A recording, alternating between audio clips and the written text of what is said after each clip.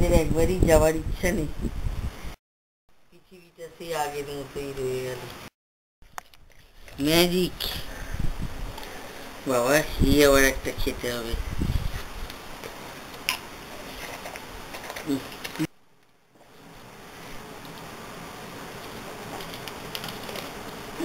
দু বোতল জল তো দিন, সব দুধকে এখানে শেষ।